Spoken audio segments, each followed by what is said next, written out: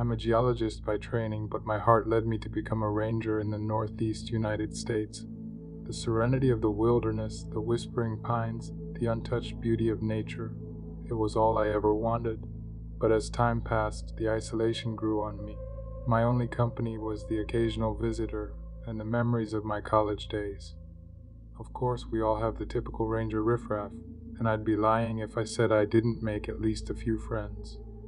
I'm a bit of an introvert, so a majority of the ranger types that I met reminded me a little bit of frat boys. I did find some folks I liked to hike and fish with, but for the most part, I did my duties and spent a lot of time alone. I worked in the fields for about 20 years in total. One day, about a decade ago, an elderly couple caught my eye. They were not your typical tourists.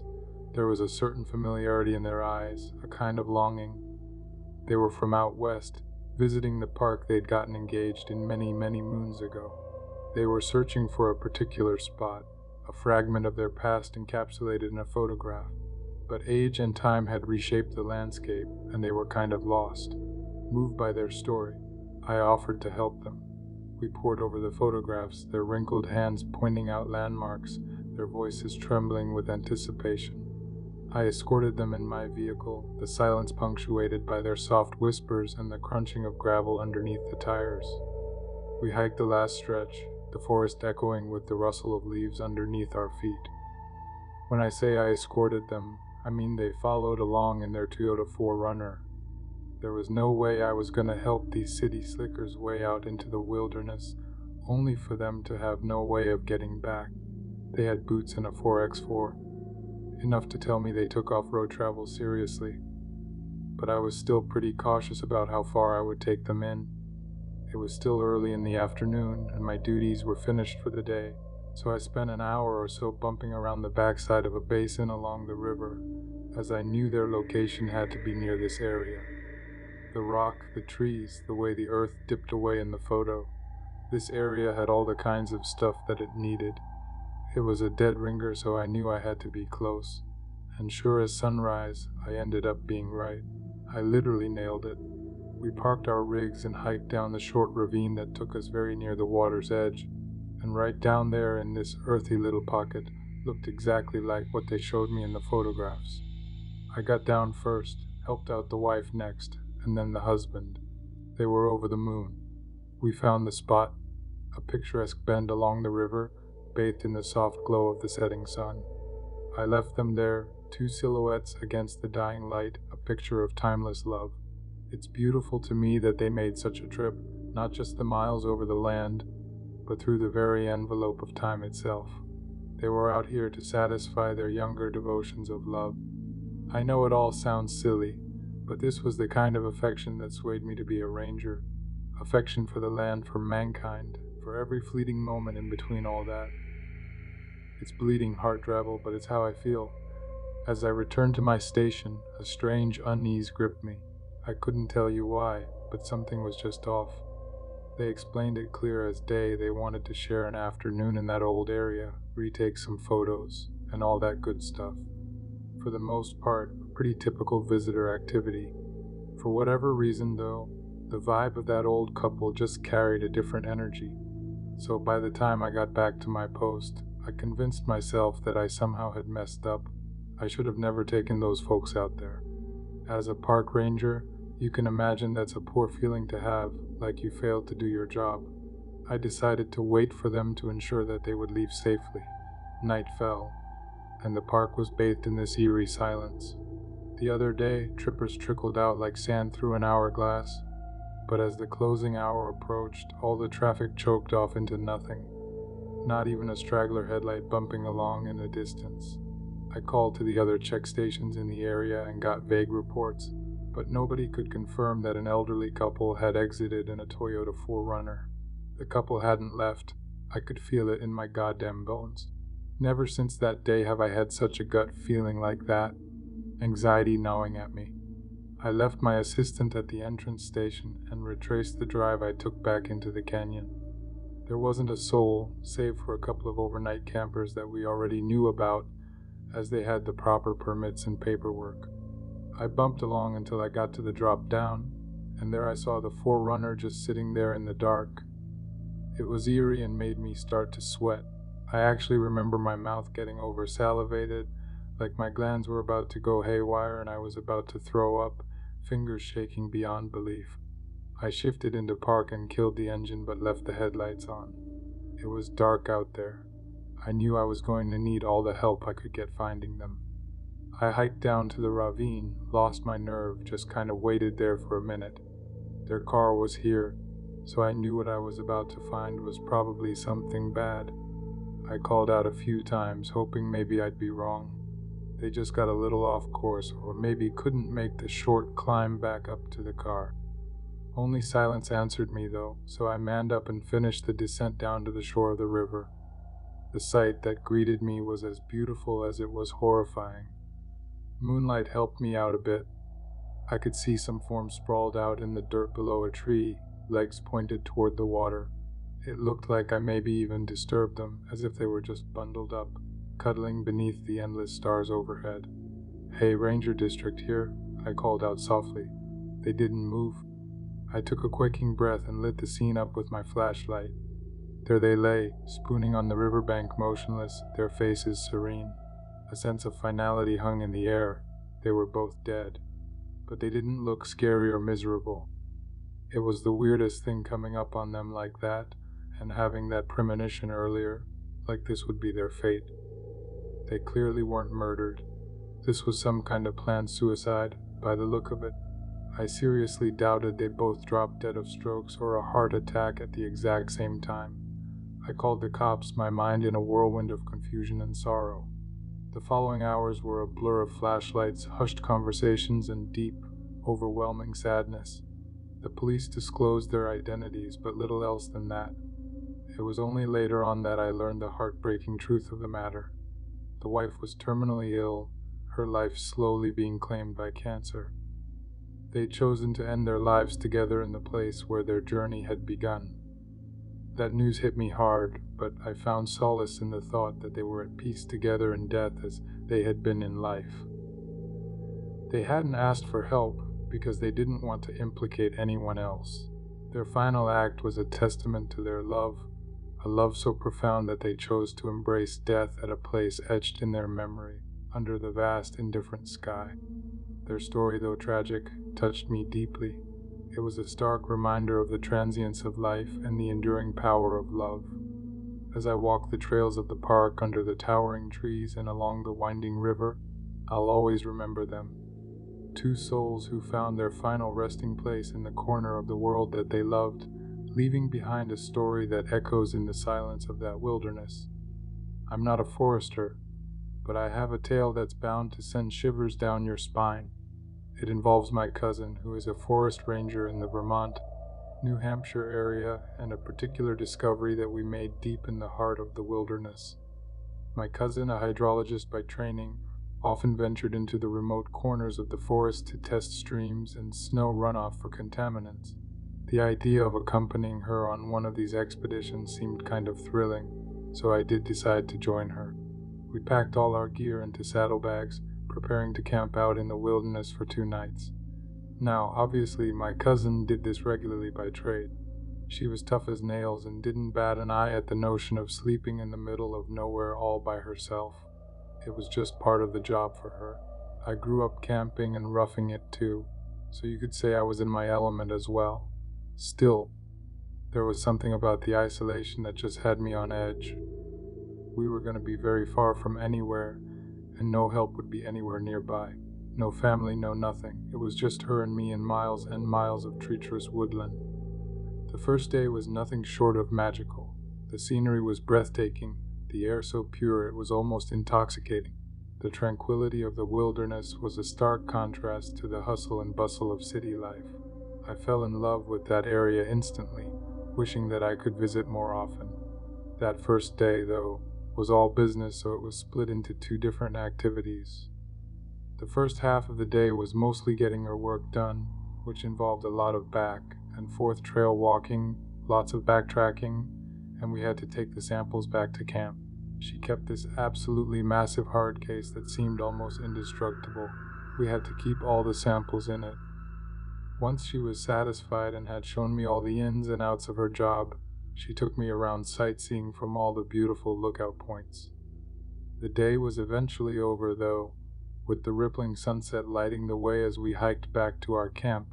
It was like being in a movie, just so out there, well beyond people, cars, civilization. Some of the trails were so thin and sparse, and I thought they probably weren't even for humans.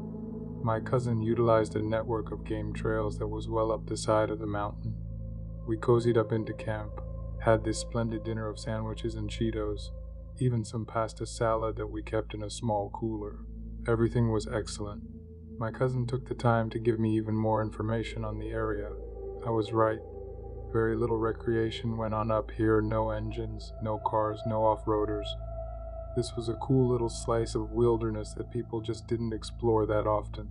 It was always quiet, but there was evidence of some traffic, some old and some new. She said sometimes she would find shell casings way out in the middle of nowhere. Sometimes there would be rusted ones, other times there would be brand new, shiny brass. Very weird, but not so weird that it kept her up at night. Tomorrow will be a fun day. We'll pack up camp, and then I'll take you around to the old haunts, she explained. Something weird I want to show you, and I think you'll dig it. With that, we turned in for the night, went to bed, had visions in my head of what weird stuff might be in store for me tomorrow. On the second day, my cousin turned to me with this mischievous glint in her eye. "You want to see it now?" she asked, intrigued, and I nodded. We finished up with our camp chores, and then my cousin did something I've never seen her do before. She got a shoulder pack, just a single sling setup, built it with all kinds of unique equipment, namely some rope, a flashlight, a first aid kit, this big knife, and a little black pistol I didn't even know she had. She said it was a 9mm Beretta, and she took it everywhere in the wild with her. With that, she led us off in a direction that we hadn't gone yet, down into this ravine that further led into a gulch. It was almost like someone had dug a trench along the side of a mountain. A part I failed to mention at the beginning of this story was that my cousin had hauled some horses out with her for this particular job. She used them for some of the more distant locations that she needed to test water in. I personally wasn't much of a rider, so she had me saddle up behind her, and she took us across the mountain face on her best horse. At the end of the secluded fold in the land, we dismounted our horse and tied them up in this picturesque clearing. My cousin then instructed me to follow this narrow wildlife path, then handed me our rechargeable radio. It was this little compact device capable of being wound up for power and doubling as a lantern if need be. This was her way of telling me to look alive and stay alert without getting me creeped out. If she was handing me equipment, I knew that we were in a deep, isolated part of the wilderness where predators might lurk. Who knows, maybe something worse. I scanned the area and followed her instructions. As I ventured down the path, I stumbled upon a sight that was utterly out of place in the middle of this wilderness, a large coil of wire, similar to the 10 or 12 gauge wiring used in houses, protruding from the ground. I stopped, completely dumbfounded. How the hell could this be out here? And then it hit me. This must be what my cousin was talking about, the weird, creepy thing that she was going to show me.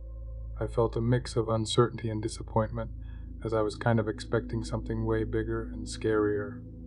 I realized it probably wasn't even attached to anything, so I grabbed the wire and pulled. To my surprise, it was so firmly inserted into the earth that it didn't even give me an inch.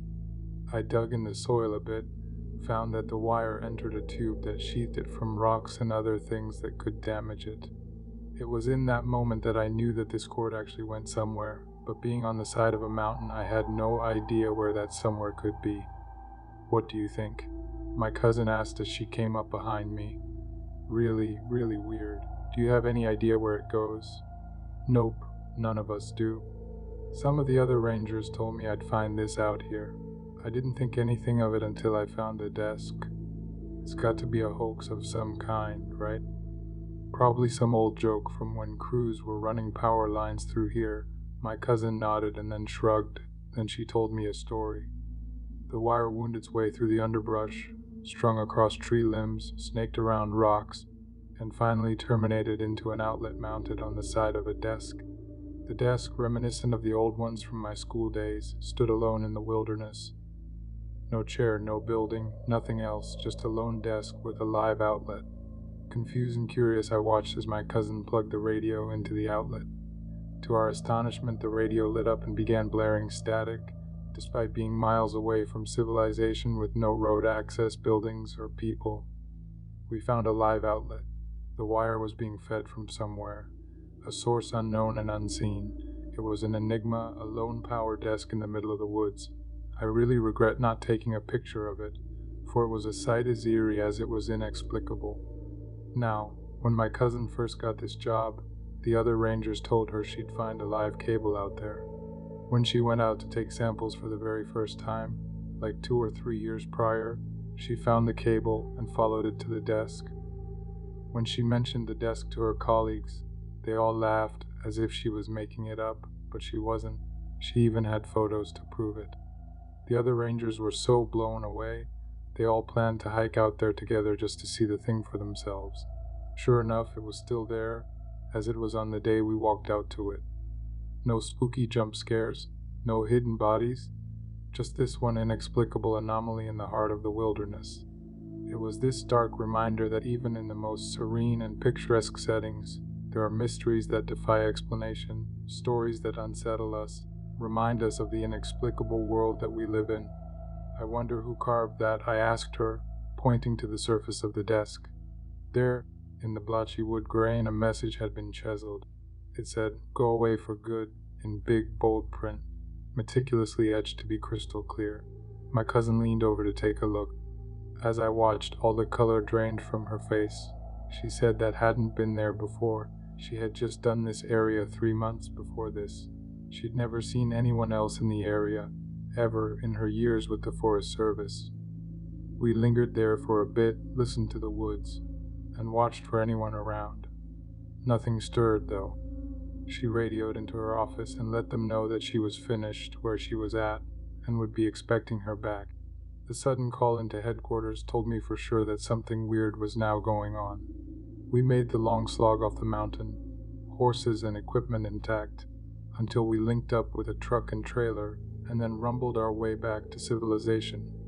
We started to see campers, hikers, fishermen along the creek. They all waved and smiled, happy to see a peacekeeper so far out in the sticks. I had this weird thought, though, about that desk sitting up there in that gully, all those miles up in the mountain. I imagined someone sitting there, watching all the tourists use the wreck sites in the forest below. Reminded me of the TV show Lost or something of the sort. We made it back without an issue, and my cousin and I never spoke of it again. She still works for the Forest Service, but has moved on to other areas in the state. I'm sure it's still sitting up there, though, surging with power for no reason at all. And that, dear listeners, is the end of today's tale.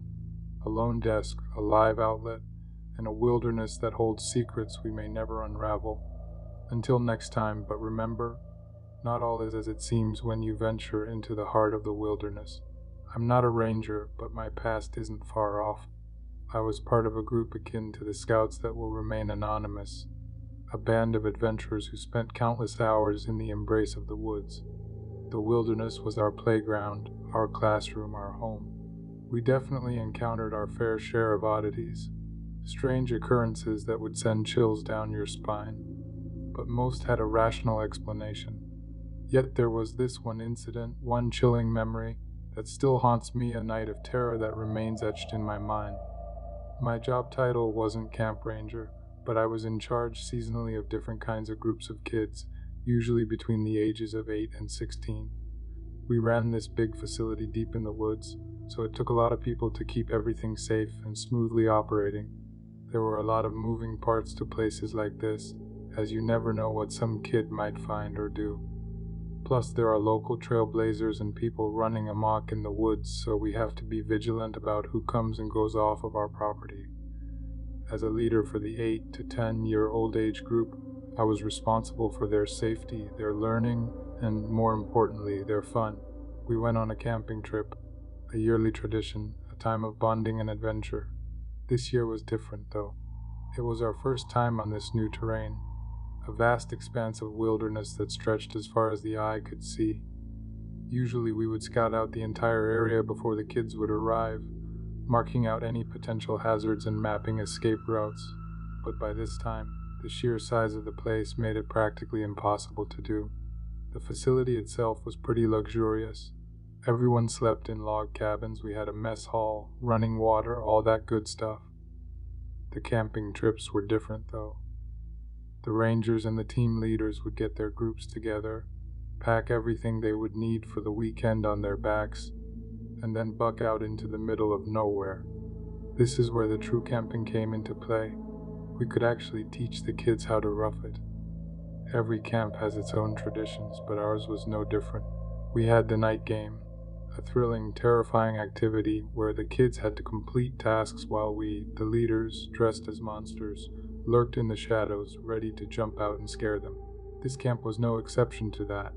As the sun set and darkness crept in, we donned our monstrous disguises and hid in those woods, lying in wait near checkpoints. I remember there was a part of me that thought this was a bad idea. Like I mentioned, we really hadn't surveyed the area too thoroughly. This made me think the night game and antics might not be such a good idea. The last thing that we needed was someone to fall off some unbeknownst cliff face or stumble into a mountain lion's den while searching for wood. This was a big plateau on the south side of the facility. It had only recently been made available after a big logging session cleared this usable path into the area. Still, we decided to continue on with our normal activities. We had a radio, first aid, and some basic levels of protection like machetes and a flare gun. I had a belt knife and I wore it everywhere, even to the bathroom. Unfortunately, there were no real firearms, so no real security if anything went down. The adults had to protect the kids at any cost, and that's what we were told.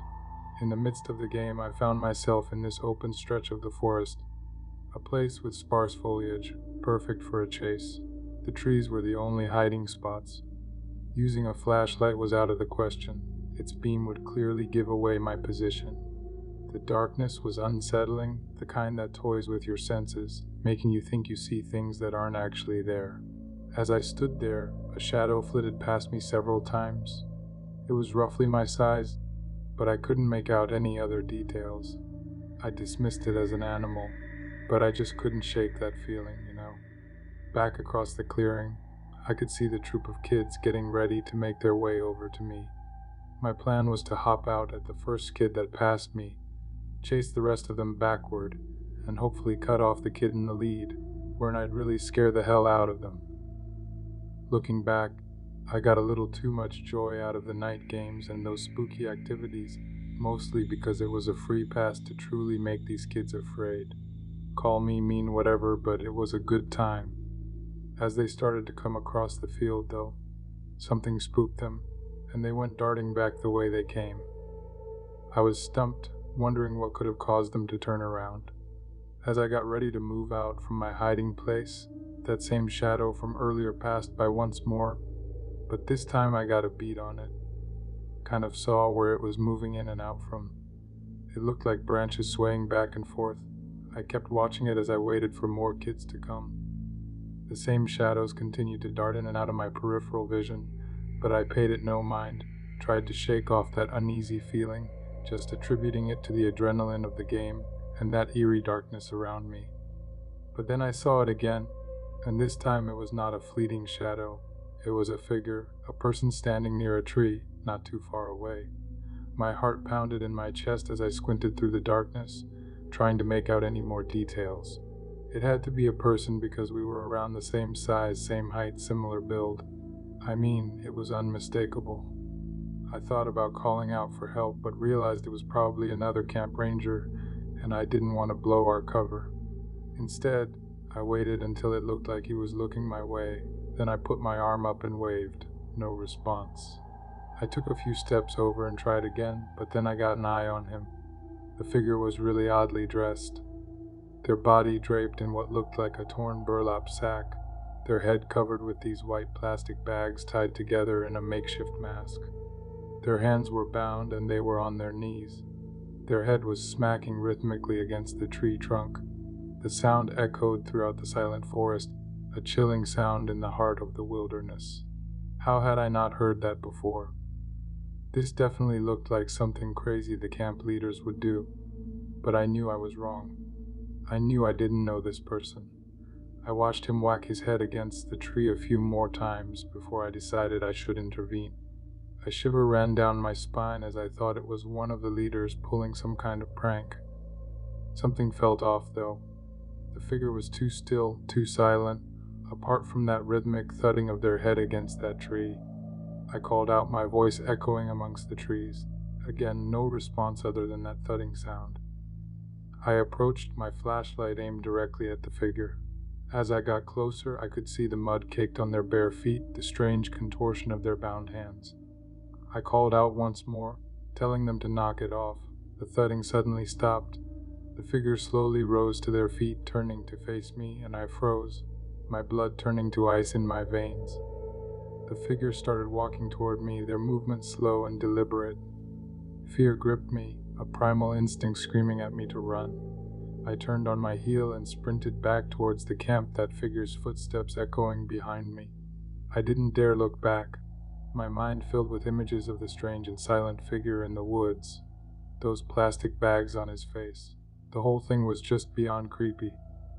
As I continued to sprint, though, I could tell that he was no longer following me. After bursting out onto the trail and encountering a couple of campers, I took a look behind me and saw nobody.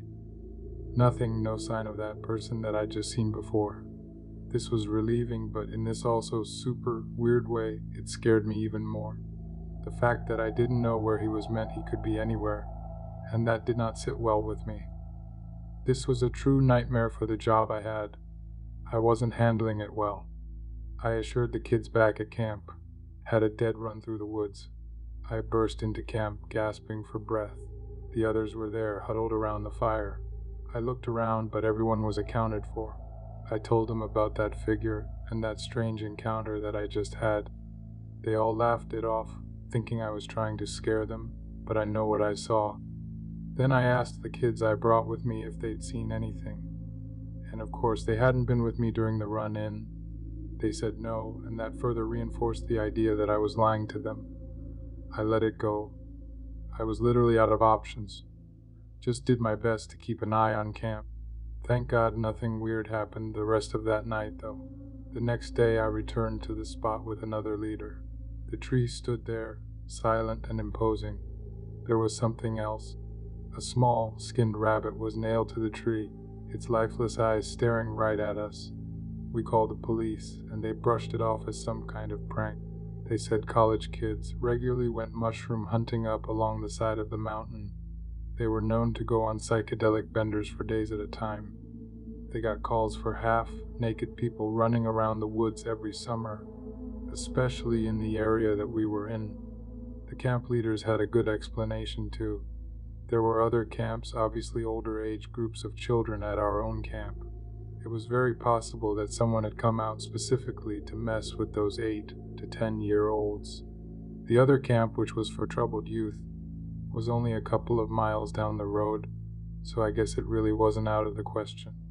I know what I saw that night, though, and I know that somewhere out there in that vast, unexplored wilderness, something or someone is lurking in the shadows. And just maybe it's waiting for that next game night to come out and visit, plastic bags and all. I've spent years working as a ranger in a coastal park. I've grown accustomed to the harsh conditions and eerie silence that comes with patrolling this unforgiving landscape. The park is a remote gem, offering breathtaking views that few other places can match, but it's not for the faint of heart. Temperatures soar during the summer months. The isolation can be overwhelming. That's why during the off-season, we only allow day visitors. It's just too dangerous for anyone to venture in alone, especially when the mercury rises. As a non-peace officer for the Ranger District, my days are usually filled with routine tasks maintaining trails, monitoring the wildlife, and assisting the occasional lost hiker. But this particular summer, a few years ago, was very different.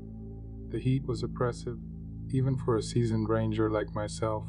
It beat down relentlessly, making every step feel like a chore.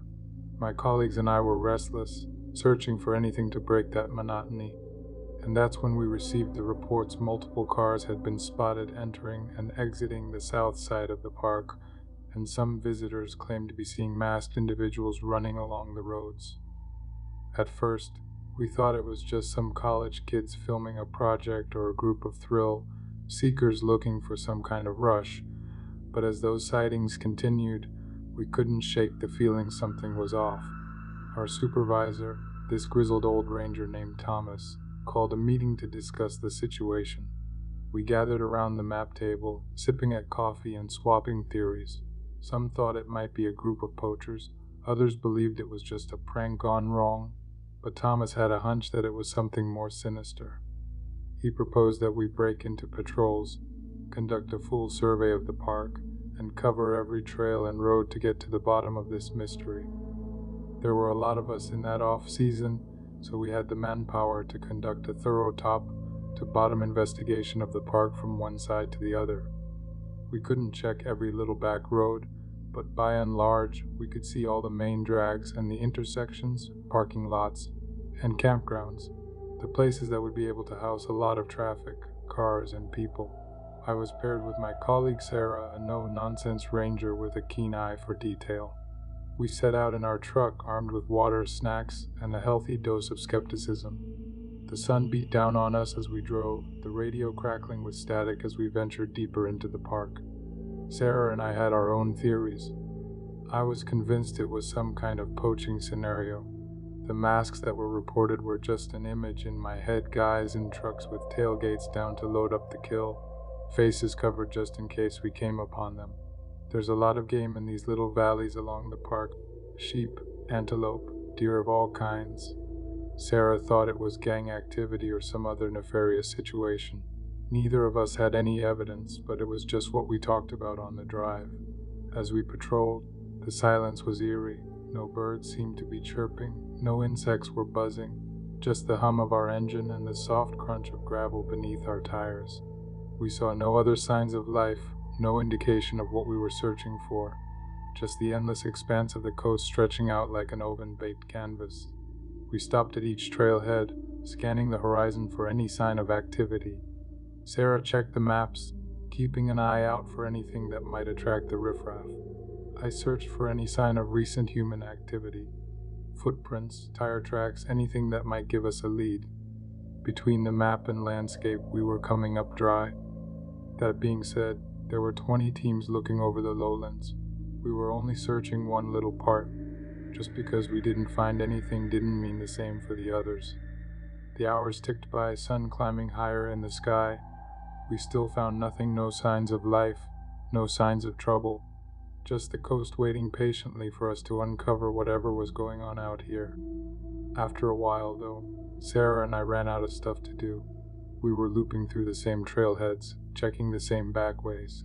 There wasn't a sign of anything out there. We were starting to get hungry and low on fuel. We decided we'd buzz back to base, refuel ourselves in the truck, then maybe we could get orders for a different area. As we drove back to the station, the radio crackled alive. Thomas's voice came through, his tone very serious. All patrols, be advised, we received another report of a masked individual, this time near the old mine shaft. Proceed with caution. Sarah and I exchanged a look. This was getting serious. We hit the gas, our truck now speeding towards the mine shaft, ready to face whatever lay ahead. Thomas sounded dreadful over the radio, so we really didn't know what to expect or what to think. As we arrived at the mine shaft, the other rangers were already scouring the area, their trucks parked haphazardly around the entrance. We joined the search, our eyes scanning the dusty terrain for any sign of these masked individuals. There was nothing, no sign of them, no sign of any recent human activity, just the remnants of past visitors, cigarette butts, spent shell casings, and all kinds of various litter. Still, it was creepy. The mine was this old, derelict thing dropped right into the top of the hillside. There was a wooden frame and a portion of the ladder that fed you straight into darkness. But beyond that, it was just collapsed. There might be little offshoots a person could hide in, but there was no way we were going down there to look for anybody that didn't need help. Sarah and I exchanged a look, our initial excitement dwindling now. It seemed our theory about college kids was correct. Some artistic project or prank, whatever the kids do. We were about to pack up and head back to the station when Thomas called out, "Hold up, folks. Let's leave a pair of rangers behind to keep an eye on the place, just for a few hours, just in case 2 rangers volunteered to stay behind." The rest of us loaded into our trucks and got ready to head back to main base. As we came around a bend, a voice crackled over the radio. "We got a vehicle parked behind some rocks at the Wolf campsite. Looks suspicious." We were coming down from the steep slope hill that mine was on. We had a great vantage point of the area on the south side of the park, including a couple of the outlying campgrounds. One of the rear rangers, while looking down off the cliff, just happened to spot a vehicle hiding at one of these campgrounds. Our convoy quickly reoriented. We began the long, slow descent down the hillside towards that campsite. This area was notorious for attracting undesirables, riffraff and troublemakers who thought they could escape the law by venturing into the park's furthest reaches. The campground was a hot spot for illegal activity. We approached it with caution. It's why we dubbed it the Wolf campsite. There was always some trouble going on out there. It was usually harmless, but still you can never be too sure. There were stories of tweakers and all manner of whack jobs squatting on those fringes. As we entered the campsite, our eyes scanned the area, taking in the scattered trash and abandoned gear. The car was parked behind a cluster of rocks, partially hidden from view. We spread out, our boots crunching on the gravel as we began to investigate. The first thing that we noticed, the car was inoperable. It was white and black, burned out so bad that nothing remained. None of us wanted to approach. Obviously, something seriously illegal was going on. Thomas immediately called in the local sheriff's department, requested deputies on the scene right away. Then he sent a pair of us back to the district building so they could lead the lawmen back to the scene of whatever crime we'd just discovered. The air was heavy with this ominous silence. The only sound was creaking trees and the distant hum of a fly buzzing around our heads. Sarah and I walked the perimeter, our eyes scanning the ground for any sign of activity. The sun continued to beat down on us, casting these long shadows across the dusty terrain. Again, nobody wanted to approach that car, so we just punched around, looked for any other clues. There were more casings and a big chopping log that had some cuts in it, as well as some dark staining. We really didn't know what to make of that. Every step just seemed like this slow-motion nightmare, as if we were being watched by unseen eyes. The trees loomed over us, their branches like skeletal fingers reaching out to snatch us. I just couldn't shake that feeling that we were walking into some kind of trap. That something or someone was waiting for us just out of sight. As we approached the car, I noticed it was old, rusted, and covered with this thick layer of dust. The windows were blown out, leaving long, jagged shards like teeth in the frame. I tried the door handle, melted in place. Sarah and I exchanged another look, our instincts screaming at each other that something was off. We began to circle the car, searching for any signs of forced entry or exit, and that's when I saw it, what looked like a head resting in the front seat. I froze in place, just kind of hollered for everyone to freeze.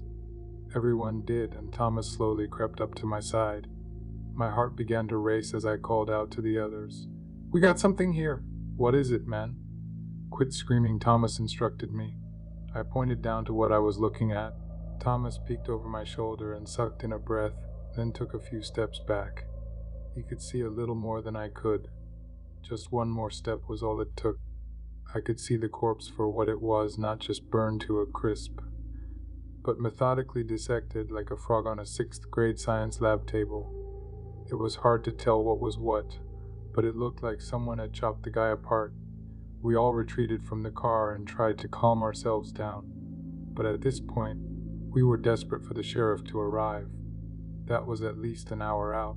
I wish I could say that we got the answers and relief that we desired when the law got there. They taped it off and started taking photos, but when we explained the body and when they saw it, their entire demeanor seemed to change. They dismissed us, said they would reach out if they had any further questions. When we came back to check on the scene the next day, that vehicle was gone. as well as all the trash from the area. We got the official report a few weeks later.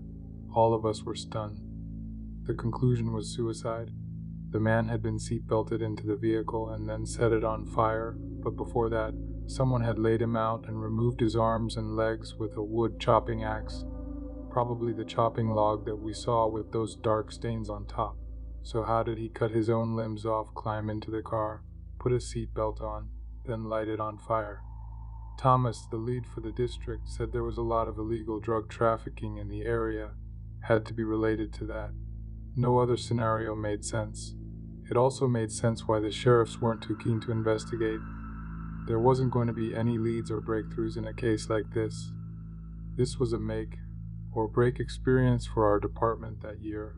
A lot of people moved on to different parks, different occupations altogether. Murder at the edge of the world wasn't in the job description, and a lot of us felt like we were moments away from walking into our own deaths that day. Not me, though. I stuck with the district and still work in that unforgiving coast to this day. I have a lot of cool, weird stories, but this is definitely the darkest thing to ever happen on the job.